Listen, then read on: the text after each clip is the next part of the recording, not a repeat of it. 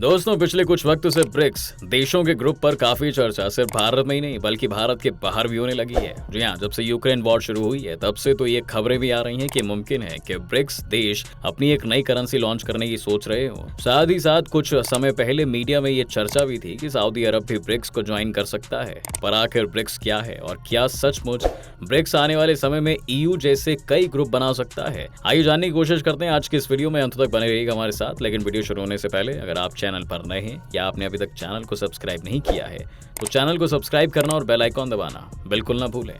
दोस्तों, ब्रिक्स यानी कि ब्राजील, रशिया, इंडिया, चाइना और साउथ अफ्रीका, इस ग्रुप की शुरुआत बहुत ही अलग तरीके से हुई थी। ब्रिक्स जिसे पहले सिर्फ ब्रिक कहा करते थे, उसे इन देशों की सरकारों ने ये नाम नहीं दिया था, बल्कि सन 2000 की शुरुआत में बहुत सारे इकोनॉमिस्ट ने दुनिया की कुछ इमर्जिंग इकोनॉमीज के बारे में बात करने के लिए इस शब्द का इस्तेमाल करना शुरू कर दिया था। ये वैसा ही था जैसे कि कभी साउथ कोरिया, ताइवान और जापान जैसे देशों को टाइगर इकोनॉमीज बोला जाता था। ये बस एक आसान तरीका था जिससे इकोनॉमिस्ट इमर्जिंग इकोनॉमीज को रेफर करते थे। लेकिन 2008 की फाइनेंशियल क्राइसिस ने जब दुनिया का भरोसा अमेरिका और अमेरिकन डॉलर पर से कम कर दिया, तब इन देशों ने आपस में मिलने का सोचा और ब्रिक की पहली मीटिंग रूस में बुलाई गई।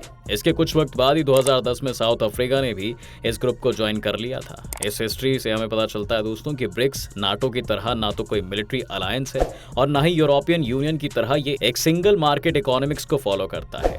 पर ये फिर भी ग्रुप कुछ हद तक दुनिया के लिए काफी इंपॉर्टेंट है, क्योंकि ये 5 ब्रिक्स देश दुनिया की 26.7% जमीन होल्ड करते हैं। इसके अलावा ग्लोबल पॉपुलेशन का 41.5% हिस्सा भी ब्रिक्स कंट्रीज में रहता है और साथ ही इनका कंबाइंड इकोनॉमिक आउटपुट इस समय 25 ट्रिलियन है, जो कि EU से भी ज्यादा है। ब्रिक्स के अभी तक के सबसे बड़े प्रोजेक्ट्स पर अगर हम नजर डालें तो वो न्यू डेवलपमेंट बैंक की स्थापना होगी, जो कि IMF की तरह ही एक फाइनेंशियल इंस्टीट्यूशन है, लेकिन इसके मेंबर्स बहुत ही कम देश में हैं। हाल ही के सालों में IMF को भी काफी क्रिटिसिज्म का सामना करना पड़ा है, जिस वजह से न्यू डेवलपमेंट बैंक जैसा एक ऑप्शन होना काफी जरूरी है। इसके साथ ही साथ ब्रिक्स देशों का एक ऑब्जेक्टिव ये भी है दोस्तों कि सभी ब्रिक्स देशों को अंडर सी फाइबर केबल से कनेक्ट किया जाए, क्योंकि कई बार ये खबर आ चुकी है कि अमेरिका और उसके अलाइज इन इंटरनेट केबल्स की मदद से दूसरे देशों की जासूसी कर रहे हैं। एक नई रिजर्व करेंसी बनाना और साथ ही ब्रिक्स देशों के बीच में ओलंपिक्स या कॉमनवेल्थ गेम्स की तर्ज पर एक नया स्पोर्टिंग इवेंट खड़ा करना भी ब्रिक्स के एजेंडा में हम कई बार देख चुके हैं। इस समय ब्रिक्स की मेंबरशिप के लिए UAE, Iran, Bahrain, Argentina, Algeria, Egypt और सऊदी अरब ने भी फॉर्मली अप्लाई किया हुआ है और आने वाले वक्त में हम इस ऑर्गेनाइजेशन को एक्सपैंड करता हुआ भी देख सकते हैं। जी हाँ, इस समय दुनिया की इकोनॉमी को अमेरिका और यूरोप डोमिनेट करते हैं। ऐसे में ब्रिक्स एक ऐसा ग्रुप है जो उनके इन्फ्लुएंस से बाहर होने की कोशिश कर रहा है और साथ ही उन्हें यह उम्मीद भी है कि वो ग्लोबली बाकी पावर्स को डोमिनेट कर पाएंगे। पर क्या ये संभव है? आइए सबसे पहले ब्रिक्स की करेंसी के ऊपर बात करते हैं। कई लोग कहते हैं कि जब EU के देश यूरो जैसी कॉमन करेंसी इस्तेमाल कर सकते हैं तो आखिर ब्रिक्स क्यों नहीं? रूस ने तो ये ऐलान भी कर दिया था कि वो एक नई करेंसी के बारे में सोच रहे हैं और वो नई करेंसी गोल्ड द्वारा भी बैक की जा सकती है। जी हाँ, पिछले कुछ सालों में भारत, चीन और रूस तीनों के ही सेंट्रल बैंक्स ने काफी सारा गोल्ड भी जमा करना शुरू कर दिया है। लेकिन इन सब डेवलपमेंट्स के बाद भी ये बहुत मुश्किल है कि ब्रिक्स एक मिशन में कामयाब हो पाएगा। ब्रिक्स के साथ साथ सबसे बड़ी प्रॉब्लम ये है कि ये पूरी तरह चीन द्वारा डोमिनेटेड है। इस समय ब्रिक्स के 25 ट्रिलियन के आउटपुट में अकेली चीन 17.7 ट्रिलियन कंट्रीब्यूट करता है और अगर कोई नई करेंसी बनती है तो ये पूरी तरह मुमकिन है कि उसे चाइनीज करेंसी द्वारा ही बैक किया जाएगा। अगर ऐसा होता है तो भारत कभी भी इस नई करेंसी का अडॉप्ट नहीं करेगा और यहीं पर ही प्रपोजल बिखर जाएगा। इस समय पुतिन ने गोल्ड द्वारा इसे बैक करने की बात कही भी है, लेकिन गोल्ड द्वारा बैक्ड करेंसीज का जमाना 1970 के दशक में ही चला गया था। अगर आज की मॉडर्न इकोनॉमीज को आप इस तरह गोल्ड के साथ बांध देंगे तो ग्रोथ रेट काफी स्लो हो जाएगी और इस समय भारत जैसे देशों को हाई ग्रोथ की जरूरत है और इसलिए भी शायद ब्रिक्स देश कोई नई करेंसी नहीं बना पाएंगे। ये नई करेंसी की बात इस समय बहुत नई जरूर लगती है दोस्तों, लेकिन 2009 में अपनी पहली मीटिंग में भी ब्रिक देशों ने एक नई करेंसी की बात कही थी, लेकिन आज 14 साल बाद भी उस पर सिर्फ बात ही चल रही है। अगर ब्रिक्स में कोऑर्डिनेशन की बात करें तो इस ग्रुप की 2 सबसे बड़ी इकोनॉमीज भारत और चीन है, लेकिन दोनों देशों के बीच ही बॉर्डर पर टेंशन हमेशा बनी रहती है और इस समय भारत का सबसे बड़ा मिलिट्री थ्रेट भी चीन है। साथ ही रूस ने यूक्रेन पर हमला करके ब्रिक्स देशों की मुश्किलों को और भी ज्यादा बढ़ा दिया है, क्योंकि अब कोई भी खुले तौर पर रूस का समर्थन करते हुए नहीं दिखना चाहता है। फिलहाल अगर इसे भी हम छोड़ दें तो जहां भारत, चीन, रूस और दक्षिण अफ्रीका फिर भी एक दूसरे के काफी करीब हैं, वहीं ब्राजील इन सभी देशों से दूर